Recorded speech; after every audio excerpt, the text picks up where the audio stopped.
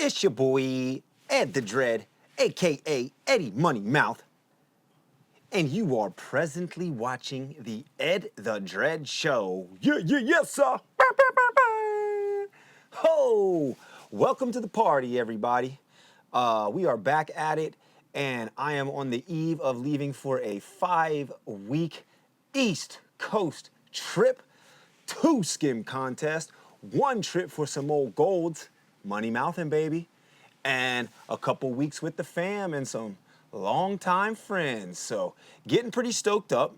With that said, I will be linking up with Juke Squad's own Jackson Tinney, yes sir, and we will be trying to get to a stand-up comedy open mic. I'm sure they'll have you do between 5 to 7 minutes. So with that said, we are gonna kick today's show off with my second stand-up appearance ever. This happened at the Villain and Saint in Bethesda, Maryland, which is no longer a working establishment. Who the fuck knows what happened? But regardless, I had a good time there when the times were going. Gotta get them when they're good, y'all. So here we go, Villain and Saint. Let's have it. Let's give it up for the next comic. You guys ready? Yeah! Everybody's new. Give it up for Ed Hayden!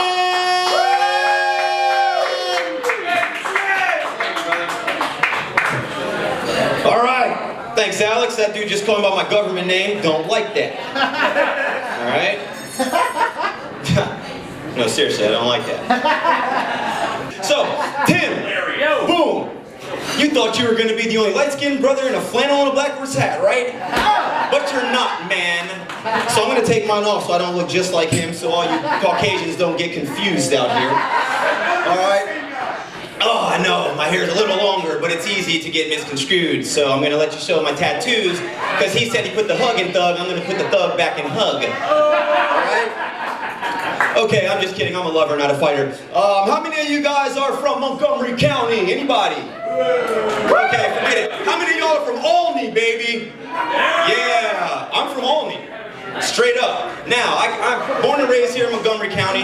Alright, it's a great county to live in. There's parks, recreational activities, there's like rock climbing gyms, there's all sorts of stuff to do. That is, it's a great place to live if you're affluent and Caucasian. I personally am only 1/4 of the above named adjectives, so it doesn't work out too great for me. But with that said, being biracial, my mom is African American from LaGrange, North Carolina. My dad's a Caucasian dude from right here in Montgomery County, Wheaton. Majority of his family was born and raised here, so we rep it pretty hard. Let's see, my great aunt, she lived over in Chevy Chase off of Connecticut Avenue. She worked for the Department of the Treasury or the U.S. Mint or whatever. I think they're the same, one and the same. If not, I don't give, no big deal. But yeah, she gave me a whole lot of coins and $2 bills, so I have those in my collection. If you would like to see proof, come see me outside after the show. My great uncle, he married into money, and what he did with it was support the Republican Party. So yeah, oh, I thought I'd get a laugh out of that. We got a few awes. It's all right. Yeah, before he passed away, man, you go over to his condo and he would have like a picture with George Bush because he donated so much money. If he was still around now, he probably would have gave money to our man Rump.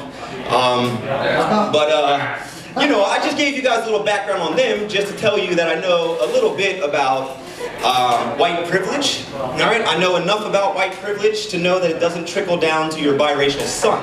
All right.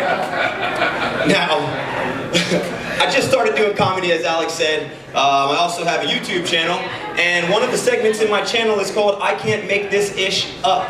All right, and it's stories about my life that are so ridiculous that I couldn't make them up. So I'm going to tell you a few stories about my life right now that have to do with white privilege not trickling down to your biracial son. All right? My grandma, she lived over in Leisure World. I don't know, anybody know where Leisure World is? Yeah, it's with the big old gold globe. It's like you can't miss it when you drive by it. So I was like a late bloomer in the game of driving. I got my license when I was about 17, and you know, we're not super affluent. When all my other friends had cars and stuff, I was rolling around on a skateboard, catching the bus up to the public pool and stuff. So I borrowed my grandma's car. So one day I'm cruising down Georgia Avenue, I cross over Route 28, and I get lit up. Now I know the younger generation uses lit as a term of being messed up, partying, but for me, lit up is when cops turn their lights on and they're flashing behind you. So I get lit up and I'm pretty young, I'm like, damn, what the hell's going on? I got no clue, I'm like, kind of shaking, kind of scared, wondering if I have anything bad in the car. I pull over, and the guy walks over and he's like, hey, excuse me, sir, do you know why I pulled you over today? And I was like, no, I mean, I had my seatbelt on, I didn't run through that red light, I was driving pretty calmly, you know, and he's like, well, who is this car registered to? And then it dawned upon me, and I was like, oh, geez, this guy thinks I stole my grandma's car. So I'm like, it's registered to Catherine Hayden. She lives over on Interlochen Drive in Leisure Road. I'm going there to return the car to her right now. So then he immediately was like, all right, don't worry, back up. It's just a mulatto with his grandma's car. And I was like, damn, that's crazy, man. And then the responses were, okay, over and out. Like 25 responses come to me, like, damn, how much backup did this guy bring? But then the last guy was like, can't we just arrest his ass anyway? That's when I found out that the police will not be your friend if you look like me. Alright? Oh, that's messed up. Alright, how many of you guys have ever applied for a job? Yeah, I hope. Jesus, like, what are y'all, drug dealers or some shit? Anybody work in HR? No?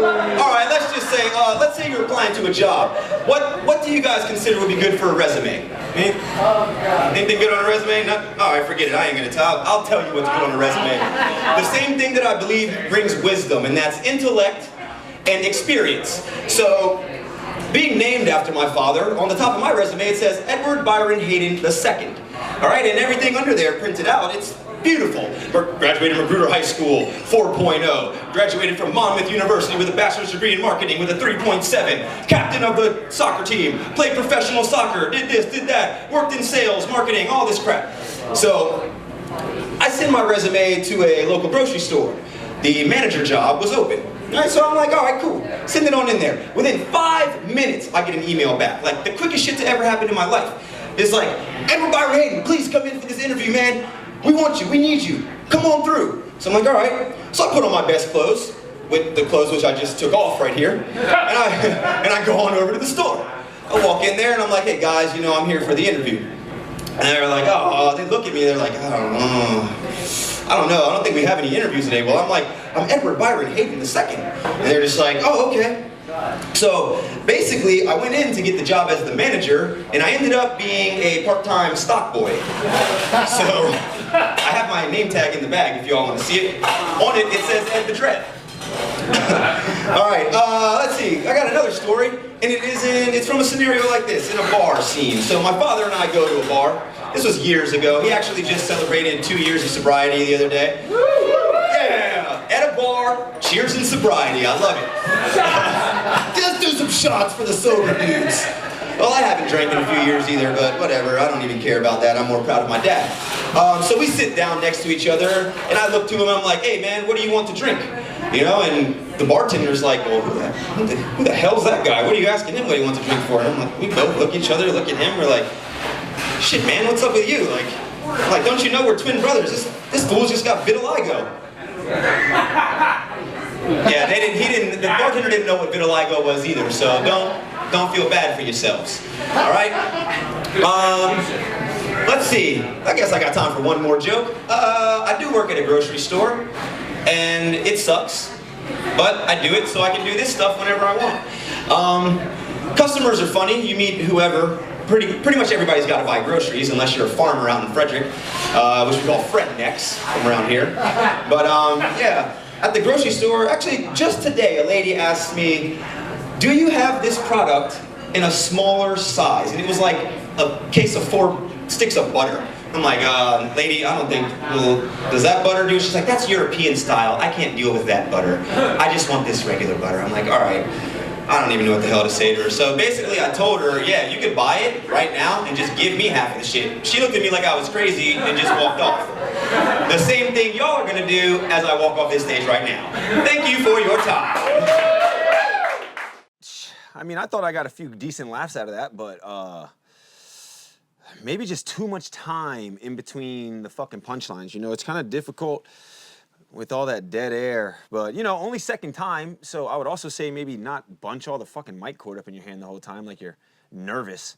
But a few good punchlines in like 7-8 minutes and a couple of laughs from people, so we'll take it as a dude that's just trying stand-up comedy, which coming at you, we're gonna see some fresh new jokes coming soon. All right, up next, we are getting back to a thing I used to do, Tattoo Tuesday, where I would just fucking blast myself with tattoos. So on my legs, I've been doing a whole lot of tats. This is one that was of a player that inspired me a bunch when I was growing up playing soccer. For most people, if you have someone to look up to that looks like you, it makes it a lot easier for you to do the things that you like to do. In my world, you know, I grew up in a white suburb, and a lot of the soccer players around me were white dudes. In the ocean, a lot of the skimmers and surfers around me are white dudes. So having someone that looked like me to look up to, such as Cobi Jones, and we'll flash a few pictures here of us kind of looking like each other in different scenarios. He inspired me to play the game to the highest level that I could. In the '94 World Cup, he was a player for the U.S. national team, and I got to see 2 games at RFK Stadium, Southeast DC, representing DMV, you know? So this is a video of myself giving myself a tattoo. Wild. Yeah, I don't know, I guess maybe I filmed the whole drawing of it and making the stencil, but I don't do it in the regular way. Definitely drew it by hand, traced it onto stencil paper, and then made this happen. See, as you can see, maybe the stencil paper right there in my hand, but not printed out on a machine by any means like regular artists would do.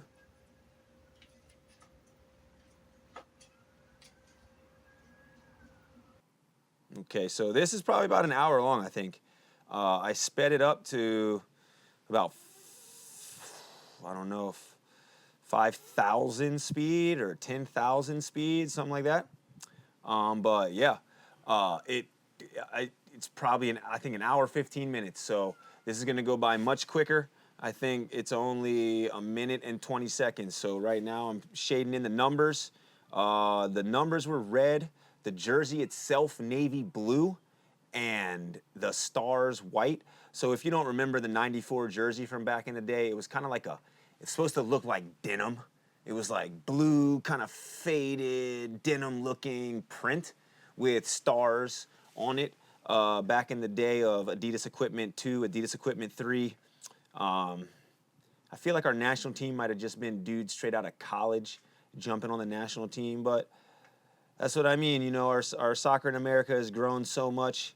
And now that we got guys like Beckham, Messi, you know, Zlatan, dudes, Henry, dudes that can really ball have been coming through America. We have much better ballers in America and a better league. So proud to be part of the boom in soccer in the 90s, and proud to put this tattoo of Cobi Jones on my leg, yo. Fuck it. Shout out Cobi Jones. Yes, sir, bless, sir.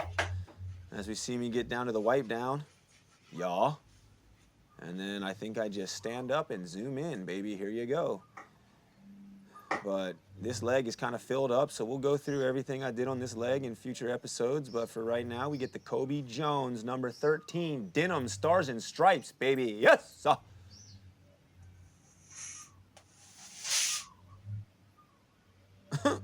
He's just like looking at it. Am I all right? Am I frozen like that? I think I'm just looking at it. Yes, sir. There we go, boo. Right in. Don't look at my junk. Woo! Okay, so we're gonna have 2 more sections of the show today, which will be same as last episode. Again, I had a conversation with Matt Kinoshita, the shaper for Kazuma surfboards, and one thing that he spoke about was, you know, seeing raw footage more. Less of edits of just your best waves and more of all the waves you had at one time. So I've got some raw footage from April 10th at Big Beach, Oneloa, Makena, Southside, Maui, Hawaii. It's one of my favorite spots on earth. Third entrance. This is 2.5. It was made when the bums that lived in the brush got kicked out and they needed to actually like get all their stuff out. They had to like cut a new entrance pretty much to get all those people's shit. Oh, threw the tail too hard. Yeah, there you go. See, that's rideable left. Little closeout on action on there. We do the bigs lap where it's like you skim, you bring a surfboard, you paddle out and catch a surf wave, come back in, skim a few. When you see a set on the horizon, you try to paddle out and catch them. This kind of close out, so opted not to run no bigs laps this day. Just the skim. Getting ready for the contests.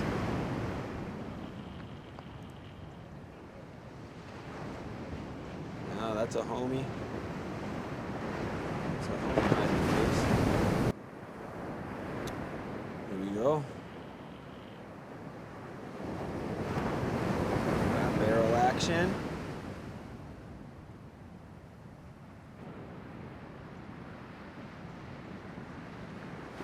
Thirds. Oh, 180. Can't even see it.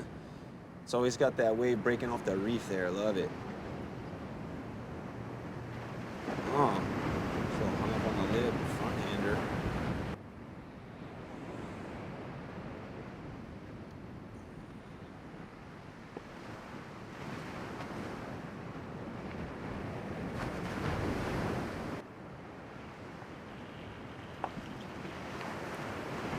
Lately, just hitting whitewash. Hey, gotta do something. I don't know. Gotta practice front side. You know what I'm saying? You just gotta train. Get a little bit of everything. I think the last one, it was like one of the smallest wave days. I was just hitting some tech at Haycraft here. Same deal. Making the best of it. Riding a size medium. So, not super amount of float for me, but we on. Throw tail, yeah, that front hand game need to work on, I think. Front hand game. Here we go, back on the front hand. Slow and smooth. Take it. Yeah, I think for maybe like 10 minutes, I'll just dedicate myself to one thing I'm trying to improve on. So those of you that want to improve on something, I would suggest doing the same thing. I mean, you know, it looks kind of repetitive, but you got to get those reps doing the one thing you're not that great at, you know. So boom, as you see, like the 5th or 6th one, nice connection there. Oh, trying to back foot drop. Oh, back foot drop. I mean, cam front, it's like you be more stable, but I ain't learned it that way, so a little tougher for me.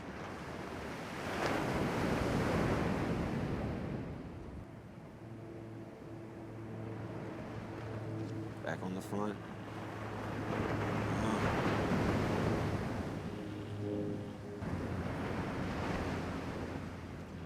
Boom. Nice 360. I like that. Fucking got to throw a grab in there. I don't know. Stalefish might look like the one. Getting the tail up kind of high. Fuck it. Like I said, contest coming up this week. Maybe we see me try one. Stalefish action.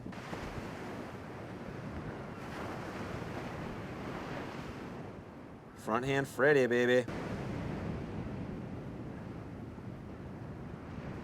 Oh, yeah. 360. 360 book central. Oh, Rolo. Oh, into the barrel. Yeah, you got to clap it up for that. That was kind of sick. I think that was the homie Chris making it happen.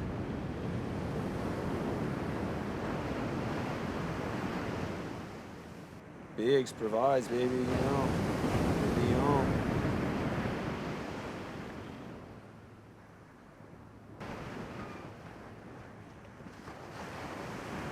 Oh, swag. A little double up. What you gonna do? Ooh, bounce the first one. Oh, that was all right. Made the best out of that. That was kind of hectic. Just throwing tail. Oh yeah, the homegirls floating in the back. I hope I got video of that. They were, sister kept eating it on the sets. They would, okay, bigger span. Yeah, sister was getting flipped over. I'm not sure that I saved the footage of that, but uh-oh, could be. Oh no. Oh, okay, it's just a swag. I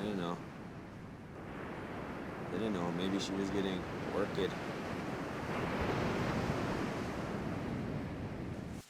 All right, so that's it. Raw footage from Biggs, and now we'll check some surfing. This is from the 5th of June, Olowalu. One of my favorite lefts on the island.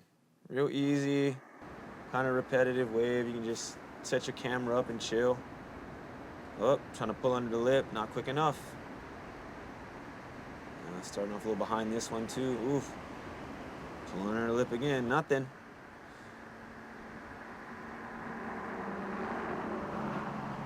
Okay, a little snap action, straight to a little chip. This one's looking more inside. Yeah, I think I was like slowing down. Looked like I was hoping for a little cover up there. Nothing. 2 turns, look good, nice fun. Uh-oh, paddle battle. Come on, cuz, I'm in there. I would definitely like to see myself get a little bit more vertical. But, you know, it is what it is. You know? See, like turn up. Up and at it. Can ya?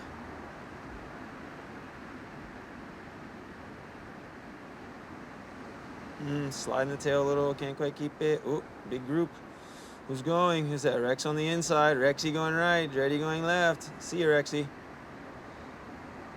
Shout out to Rex. Just got sponsored by IC Sunglasses.